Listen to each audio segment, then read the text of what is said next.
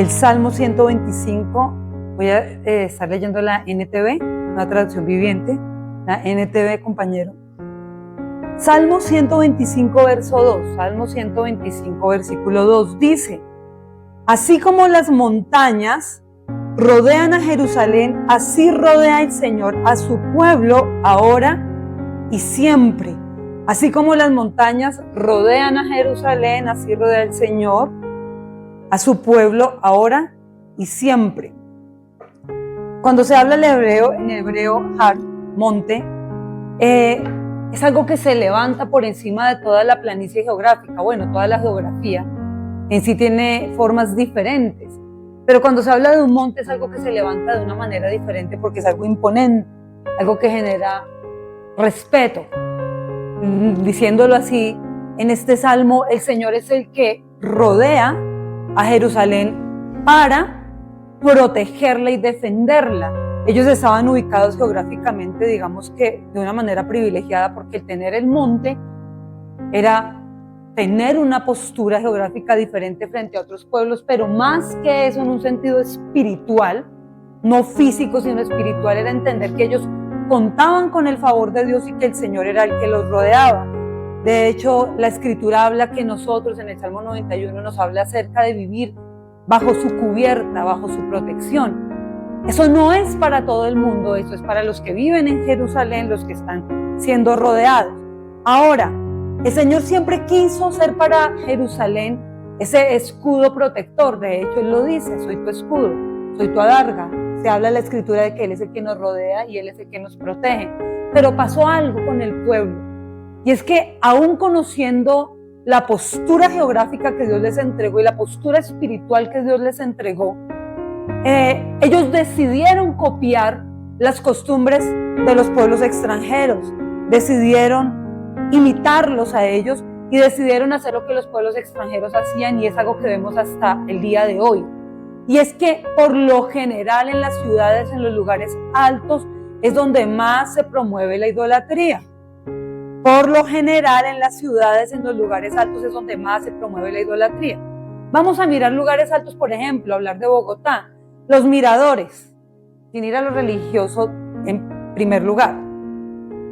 Los miradores son lugares de consumo de alcohol donde se ahorillan los carros, la gente empieza a consumir licor, muchos en un ambiente de promiscuidad, de inmoralidad. Después de eso bajan de esos lugares altos en sus vehículos, ya sea moto o carro, y ocurren accidentes también. Se quema incienso extraño desde esos lugares. Aunque no haya una imagen tal vez religiosa, hay una imagen idolátrica. Y es algo que se acostumbra mucho. Acá tenemos varios hacia el lado de La Calera. Hay otro mirador cerca a Monserrate donde las personas de motos, muy recurrente que se ha visitado, más que por automóviles, por motociclistas. Y allí se van en pareja y cambian de pareja. A veces es el lugar donde acostumbran a llevar a las chicas, con las de turno. Y más hacia arriba está Monserrate. Y tenemos también el Cerro de Guadalupe. Y hay otro cerro con una iglesia por acá, muy cerca. Y vemos que en los lugares altos siempre se está levantando lugares de idolatría. Desde la antigüedad ocurría esto. Y ellos levantaban lugares de idolatría donde se practicaba la prostitución idolátrica. Por eso el Señor celaba a su pueblo y le decía: todo lugar alto y árbol frondoso escogieron ustedes para fornicar con sus ídolos. Y cuando lo habla en su sentido, es literal, porque ofrecían incienso y ofrecían libaciones. Y no solamente era el incienso y la libación, sino que era un lugar de promiscuidad y de inmoralidad, donde se acostumbraba a tener cualquier tipo de desorden a nivel sexual. Eran esos lugares altos. Y mirándolo en su contexto, lo que estamos estudiando es que el Señor decidió rodear a Jerusalén, abrazarla y tener lugares altos para que ellos reconocieran que Dios era su ayuda, que Dios era su fuerza, que Dios era su sustento, que Dios era su protección. Pero ellos decidieron cambiar la gloria por cosas que son vanas. Y lo vemos hasta el día de hoy. Los lugares altos son altamente visitados para consumir sustancias alucinógenas, para pagar promesas. Usted encuentra toda cantidad de cosas absurdas, gente subiendo de rodillas, gente latigándose por el camino y una cantidad de cosas que Dios aborrece. O sea, en todo lo que hemos hablado, todo, absolutamente todo, son cosas que Dios reprueba y aborrece. Ahora, yo quería hablarles hace unos días acerca del escrito que está en el libro de Daniel, del profeta Daniel. Me impacta de Daniel algo que él, en medio de todo ese tiempo de idolatría donde él está en el exilio junto al pueblo, porque hay algo que tenemos que nosotros entender de manera consciente, y es que el sol viene sobre buenos y sobre malos. Cuando Dios envía lluvia para regar los campos, cae la lluvia sobre los buenos y sobre los malos. Y el hecho de que muchas veces ocurran cosas difíciles de afrontar o de entender para la gente buena, simplemente nos está demostrando que la palabra no se frustra ni miente. A todos de igual forma visitó la pandemia hace algunos años. No vino sobre ciertas personas, sino que fue a nivel mundial que se vivió la pandemia. Fue una pandemia de orden mundial, a todo el mundo golpeó, a todo el mundo afectó, buenos y malos. Murió gente buena y murió gente mala. Es decir, no es para esta tierra que nosotros estamos viviendo. Nosotros no estamos viviendo para acá, nosotros estamos viviendo para la eternidad. Se nos olvida y queremos estar anclados a un plano físico, cuando en realidad nuestro paso por la tierra es un paso muy corto, de verdad es corto.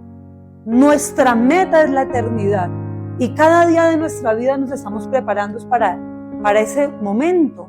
Entonces, en ese orden, veíamos que Daniel fue también al exilio, siendo bueno, siendo un hombre temeroso, siendo un hombre de integridad, siendo un joven con principios, que tuvo que vivir la injusticia de que su identidad quisiera ser atacada, robada, golpeada, afectada. Le impusieron idioma, toda la cultura que se movía en Babilonia. Y lo que se habla en Babilonia es un lenguaje totalmente obsceno. Es un lenguaje de abuso, porque ustedes saben que los reyes, para tener gente a su servicio en el palacio, a causa de sus harenes o de su harem de mujeres, lo que hacían con los jóvenes apuestos o jóvenes en edad reproductiva o viril era castrarlos. A ellos los castraban para ponerlos en palacio a servicio de los reyes, para garantizar que no tocaran a ninguna de sus mujeres. Había tantas cosas y tantos abusos dentro del exilio, que a veces hablamos del exilio como si fuera algo, los llevaron, y tal vez se imagina uno la gente montada en flotas y vamos para Babilonia. Sí, o sea, se imagina uno como que armaron la canasta con el picnic, que van con la maleta y llegaron a Babilonia. Babilonia, un lugar hermoso, porque Babilonia es una ultrapotencia. Y llegamos aquí a aprender cosas nuevas. No es el sueño americano. Llegaron allí en condición de esclavitud. Llegaron allí en condición de subyugados, de oprimidos. Gente que fue abusada, porque pienso, y ustedes pensarán, estaremos de acuerdo en esto, que eso es un abuso. Que te quieran imponer un nombre diferente al que tú tienes, que te quieran imponer un lenguaje diferente al que tú traes, que te quieran imponer dioses, y que tu nombre, que significa Dios es mi juez, sea reemplazado por el nombre de una deidad babilónica, que tipifica la inmoralidad y el desenfreno. O sea, para él y para sus compañeros no era una situación fácil. Yo quiero que nos pongamos un momentico a pensar en esto. Y dice, Dios es muro para Jerusalén. Y Daniel, en medio de una situación tan compleja como la que él está afrontando, en un proceso y un desierto tan difícil como el que Dios le está permitiendo vivir, entiende que el propósito de Dios es juntar a su pueblo, como lo dijo Jesucristo en su entrada triunfal a Jerusalén. Los he querido juntar como la gallina junta sus pollitos bajo las alas. Daniel, aunque no ha escuchado esas palabras de la boca de Jesucristo, porque esto ocurre mucho tiempo después, en su corazón y en su espíritu ya están estas palabras reveladas por aquel qué es espíritu y qué es logos. ¿Sí me explico? ¿Te acuerdas lo que tú me decías? Leí en la Biblia que lo que va a pasar ya pasó. ¿Sí? Esto es un misterio. Y lo que va a pasar ya pasó. Para Daniel, lo que va a pasar acerca del Mesías que viene ya pasó. Y en su corazón está la plena certeza de que Jesús, el Mesías, está dispuesto a juntar al pueblo y protegerlo bajo su cubierta. Daniel lo entiende. ¿Ustedes lo entienden? Porque nosotros ya tenemos la revelación que Daniel, digamos, no la había tenido en físico. Nosotros ya tenemos la evidencia. Pero su espíritu tenía el testimonio por el Espíritu de Dios de que esto iba a acontecer. Tanto así que levantan un edicto porque odian a Daniel. Y el edicto consiste en que aquel que ore a su Dios, ore a alguien diferente al rey, dice que esa persona va a ser condenada. ¿En dónde?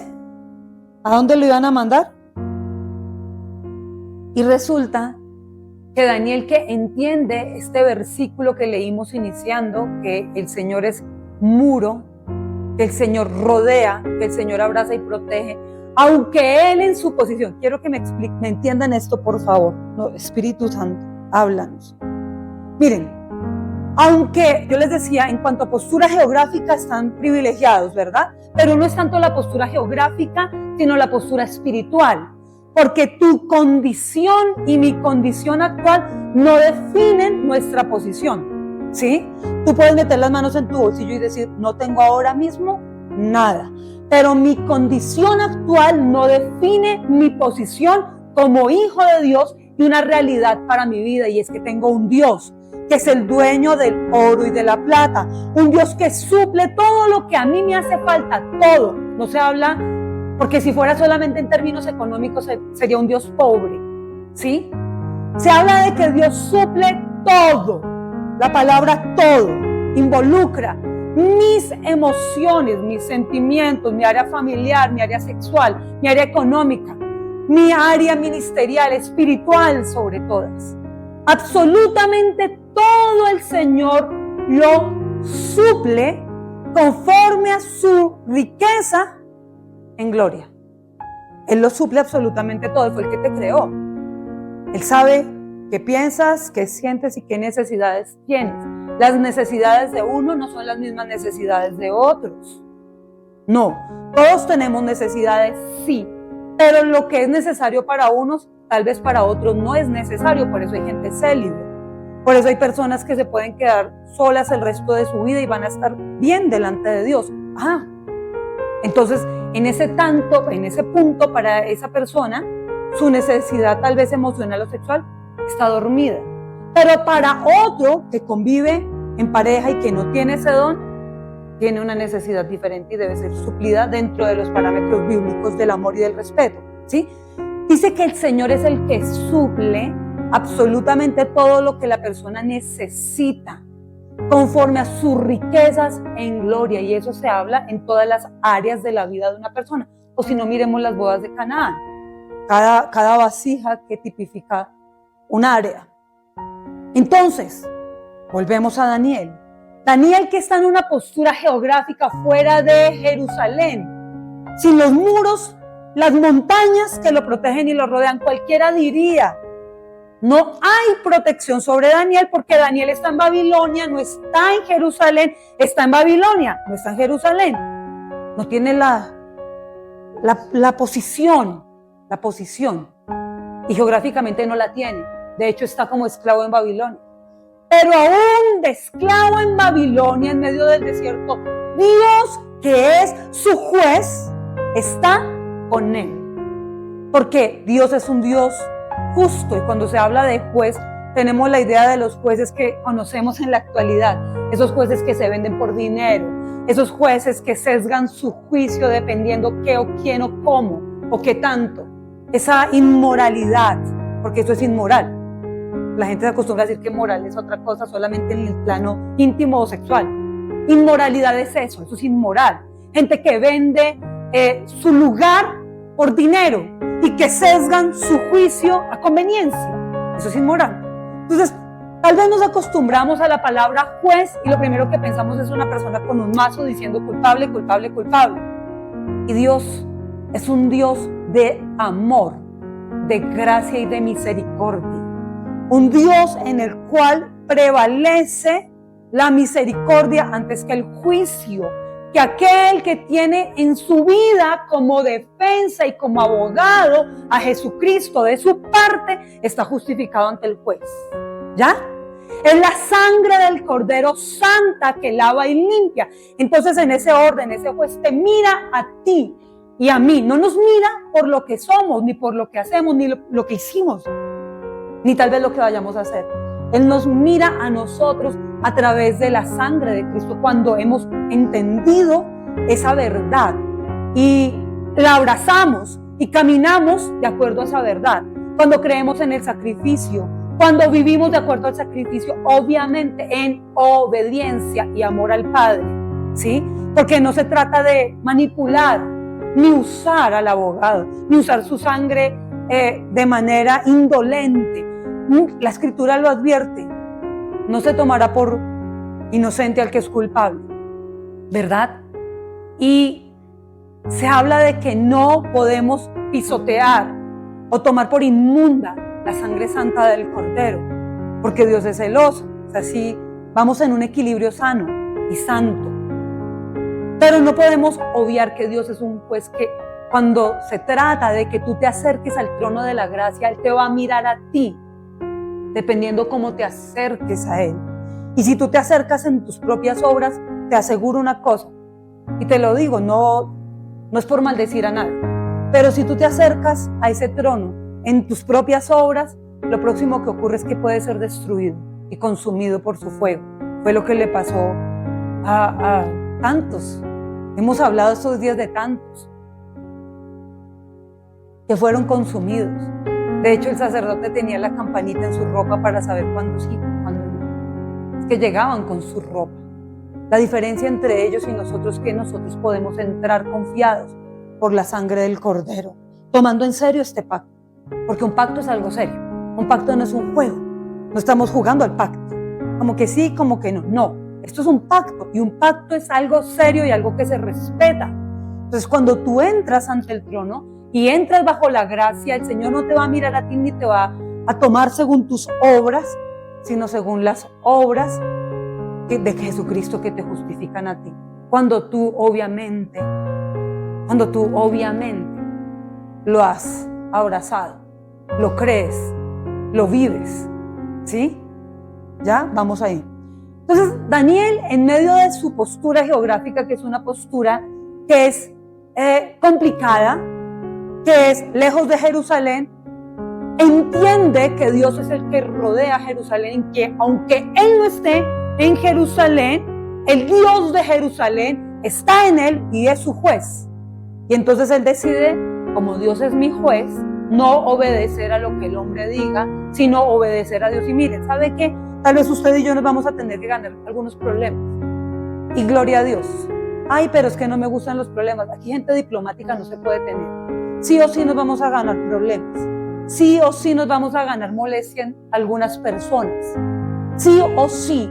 Porque decía la Escritura en mi devocional esta mañana, el que ama la luz se acerca a la luz para que se alumbre y se vea qué está haciendo bien y qué está mal. Pero el que quiere seguir caminando mal quiere estar lejos de la luz para que sus malas obras no se pongan en evidencia. Reprende a un necio y te odiará, reprende a un sabio y se hará más sabio, te lo agradecerá. Es así. Hoy leí todo ese tipo de palabras en mi devocional y es cierto, es verdad.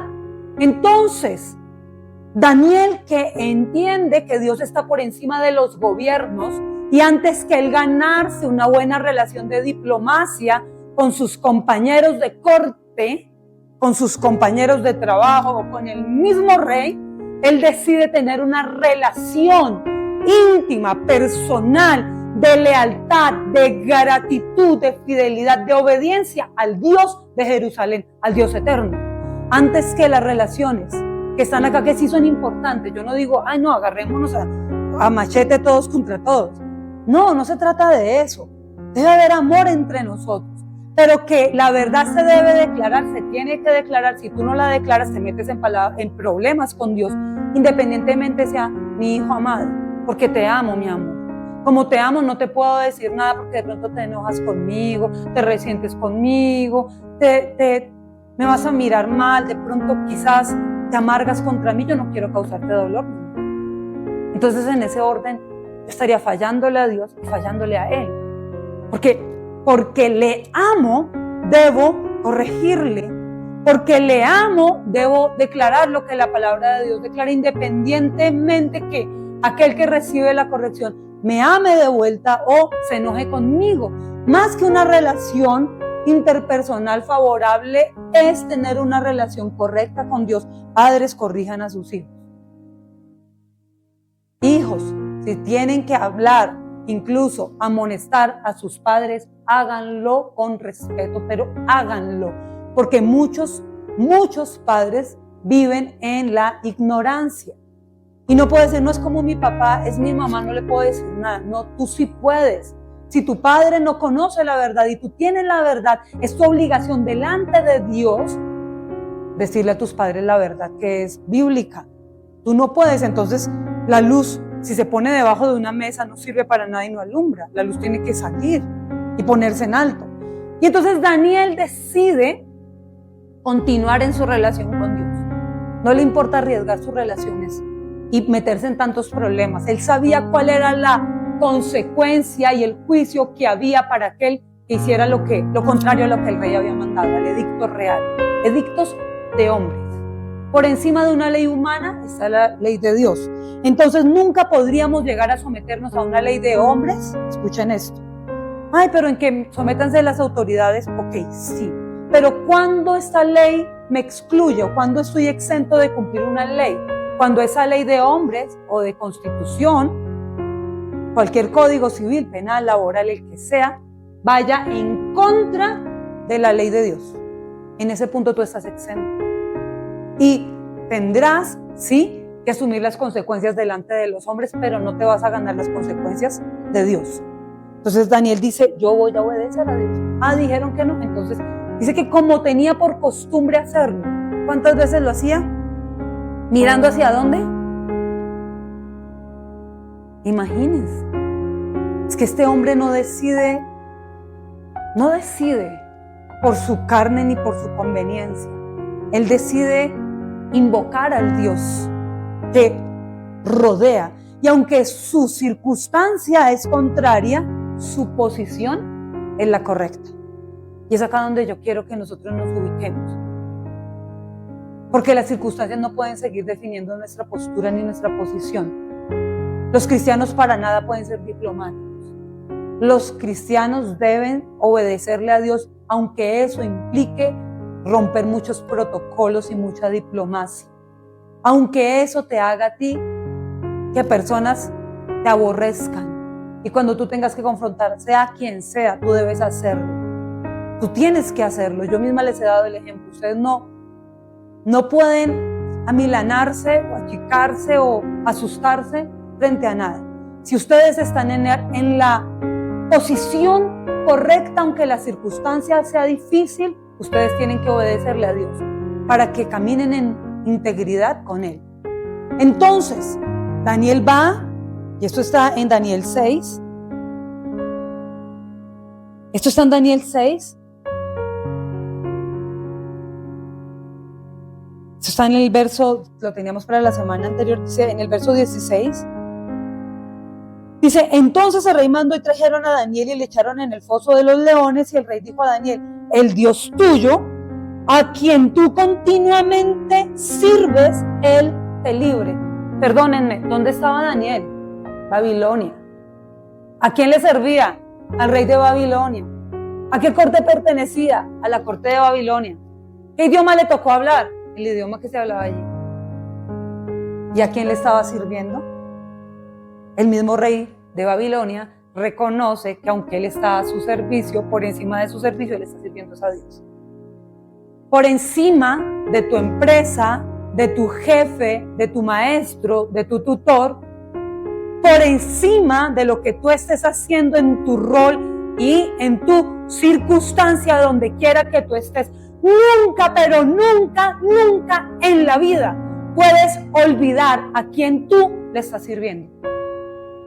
Porque independientemente de donde tú estés desempeñando la labor que tú estés desempeñando, tus servicios para Dios, tanto así que un impío lo reconoció, el Dios al que tú le sirves. O sea, el rey entiende, este tipo, aunque está acá, no ha vendido sus principios. Pero es que de hecho Daniel, cuando llega allí y le ponen todo lo que tiene que comer, él dice, propuso en su corazón no contaminarse. Y ese propuso es, ay, yo me voy a proponer este mes no comer chocolates. Este mes me propongo hacer ejercicio y hacer dieta. No es.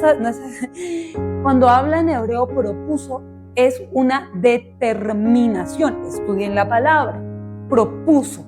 Era una decisión firme, fuerte dentro de su corazón, que era como decía el profeta, es como fuego que me quema. No lo puedo resistir. Él tenía tanto la certeza desde adentro, queridos, porque es desde adentro que tú decides no fallarle a Dios ni darle la espalda a Él. Es desde adentro. Por eso,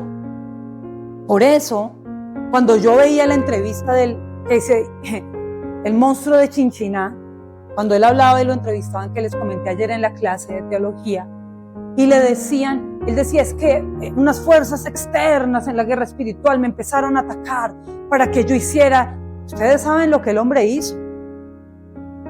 Ustedes saben lo que el tipo hizo. Violó a una niña, su hija, y la quería matar. Ya la tenía amarrada para matarla. La violentó. Y cita la Biblia, porque no tenemos lucha contra carne y sangre. Y eso es real, hay una guerra espiritual, ¿verdad? Pero Jesucristo mismo dijo, si tú tienes una guerra espiritual, la enfrentas. Ok, tú tienes autoridad para enfrentar todo esto. Ven, y entonces, ¿dónde está el dominio propio? Y entonces la persona que le está entrevistando con mucha prudencia le dice, discúlpeme, parafraseando un poco la Biblia, porque tal vez se siente en una posición donde tú conoces más Biblia de la que yo conozco, pero discúlpame, parafraseándote un poco lo que la Biblia dice. ¿Acaso no dice que todo eso malo procede es del corazón? Discúlpame, pero ¿acaso no lo dice? Lo parafraseo un poco. ¿Acaso no todos esos malos deseos proceden es de un corazón? Ah, sí, pues sí, pero es que... Porque es desde el corazón donde una persona propone, decide no mirar lo que es incorrecto, no maquinar sobre un mal deseo. Todo empieza con algo pequeño, nunca una cosa tan deplorable y tan detestable sale de la noche a la mañana. Es un proceso y Satanás es supremamente astuto y deja semillas y semillas y semillas y planta y pone semillas y dice que es como aquel que sembró en el campo la cizaña para que creciera juntamente con el trigo. Se sienta con paciencia y espera. Entonces, ¿qué es lo correcto? Lo correcto es hacer lo que hizo el profeta Daniel. Propuso desde su corazón y la gente decía, pero ¿por qué este tipo propone? Y es que resulta que todo lo que les entregaban a comer era comida que habían sacrificado a los ídolos, comida que se había consagrado en medio de un bacanal de adoración idolátrica, incluso de prostitución idolátrica. Y entonces entregaban a la gente todo lo que había sido consagrado a los ídolos y él sabía. Y comida inmunda, que para un judío era considerada inmunda y consagrada a los ídolos, y él dice, yo no voy a consumir eso. ¿Por qué? Porque tal vez el mismo espíritu que le dio testimonio a su espíritu de que el Señor es como una gallina juntando sus polluelos, también el mismo espíritu pudo entregarle por testimonio a su espíritu que ninguna cosa común o inmunda llamarás tú. ¿Se acuerdan? Esto ocurre también tiempo después, así como ocurrió tiempo después el episodio de la gallina, de la imagen, de la figura juntando a los polluelos. Podría llegar el mismo testimonio a su espíritu y la verdad, No es lo que entra en la boca del hombre lo que le contamina, sino lo que sale del corazón, dijo Jesucristo. Entonces podría decir Daniel, no pasa nada. Yo oro, yo santifico y no pasa nada. Realmente podríamos decir que no pasa nada. Y sí, no pasaría nada. El tema es que una pequeña semilla, Daniel es tan sensible y tan obediente y tan íntegro que él sabe que una pequeña semilla puede producir una cosecha de inmoralidad y de perdición. Una sola semilla, una conversación. De hecho lo dice la Escritura, quítense de ustedes chistes obscenos, conversaciones vulgares, chistes en doble sentido, malas palabras. Mire, todo eso tenemos que eliminarlo. ¿Pero qué? Chistecito de vez en cuando. No. Hay cosas que dice, ni aún se nombren entre ustedes. Ni aún se deben nombrar. Entonces, mire, tal vez uno dirá, no, pero eso es tan exagerado, no pasa nada. Sí, no puede pasar nada. Así como para Daniel hubiera sido nada comer esa comida. Pero a la larga, eso hubiera sido una provisión para su carne. Y en el punto de la prueba, en el momento álgido, en el momento de mayor tensión de la prueba, no hubiese tenido de parte suya el ángel de Dios que viene a alimentar a los leones y hacer sellarles la boca para que no toquen al siervo de Dios. Entonces, acá lo estábamos leyendo. Dice él, el Dios tuyo a quien tú continuamente le sirves, que él te libre. Dice, y fue traída una piedra y puesta sobre la puerta del foso, la cual selló el rey con su anillo y con el anillo de sus príncipes, para que el acuerdo acerca de Daniel no se alterase. Ustedes saben cómo eran los sellos, eran como en arcilla, no se podían romper. O sea, si alguien levantaba el sello se veía. Luego el rey se fue a su palacio y se acostó, ayunó, instrumentos de música fueron traídos delante de él y se le fue el sueño. Dice que el rey pues se levantó muy de mañana y fue apresuradamente al foso de los leones. Y acercándose al foso llamó a voces a Daniel con voz triste y le dijo, Daniel, siervo del Dios viviente, el Dios tuyo, a quien tú continuamente sirves, ¿te ha podido librar de los leones? Entonces Daniel respondió al rey, oh rey, vive para siempre. Mi Dios envió su ángel, el cual cerró la boca de los leones para que no me hiciesen daño, porque ante él fui hallado inocente, y aún delante de ti, oh rey, yo no he hecho nada malo. Entonces se alegró el rey en gran manera a causa de él, y mandó sacar a Daniel del foso, y fue Daniel sacado del foso, y ninguna lesión se halló en él, porque había confiado en su Dios. ¿Qué había hecho Daniel? Confió en su Dios. ¿Y qué le pasó? No tenía ni una sola lesión, ni siquiera un rasguño. Si es que yo juego con mi gato y me rasguña. Se pone uno a jugar, o él se le cuelga a uno y los gatos rasguñan. Imagínese estar rodeado de leones. No estamos hablando de tu Michi, estamos hablando de un león imponente, no de uno, de leones. Dice, dio la orden el rey y fueron traídos aquellos hombres que habían acusado a Daniel y fueron echados en el foso de los leones. Ellos, sus hijos ahora y sus mujeres, y aún no habían llegado al fondo del foso cuando los leones se apoderaron de ellos y quebraron todos sus huesos. ¿A quién les quebraron los huesos? A ellos y a sus familias. Pero esa misma gente que estaba acostumbrada a comer de la comida del rey, esa gente que no discernía entre lo bueno y lo malo, esa gente que estaba acostumbrada a los bacanales, a las orgías, a los placeres servidos en la mesa del rey.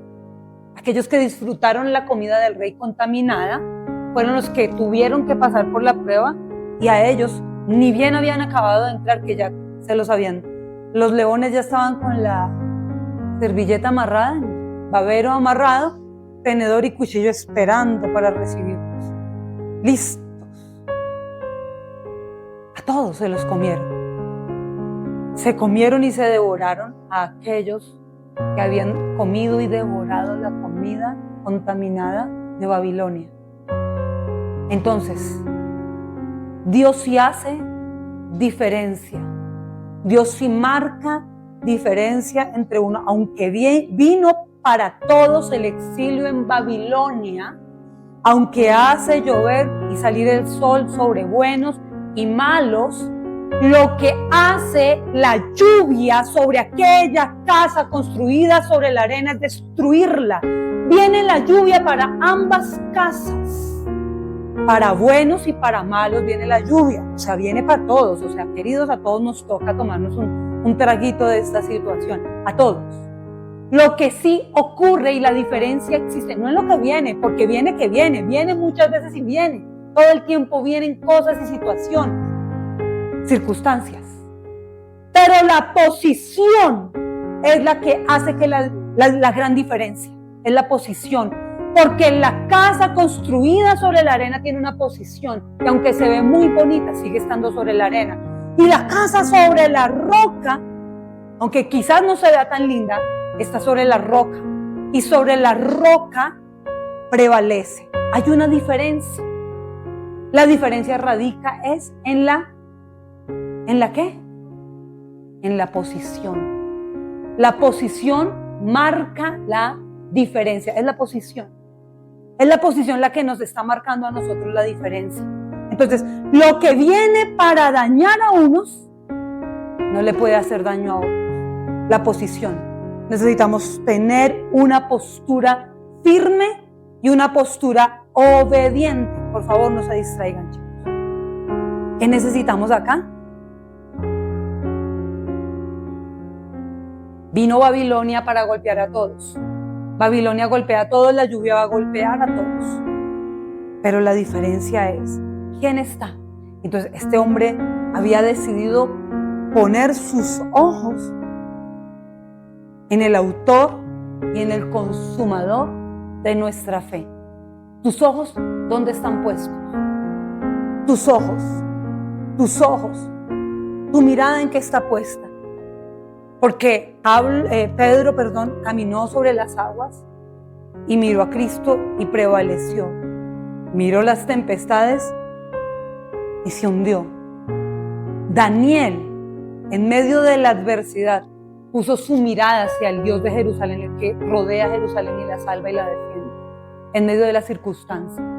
Pero aquellos que habían decidido poner sus ojos en las cosas de Babilonia, terminaron de la manera que terminaron. ¿Cuál es tu postura? Porque ayer yo les decía algo, hablábamos de un versículo que habla, la lámpara del cuerpo son los ojos. Los ojos son la lámpara del cuerpo.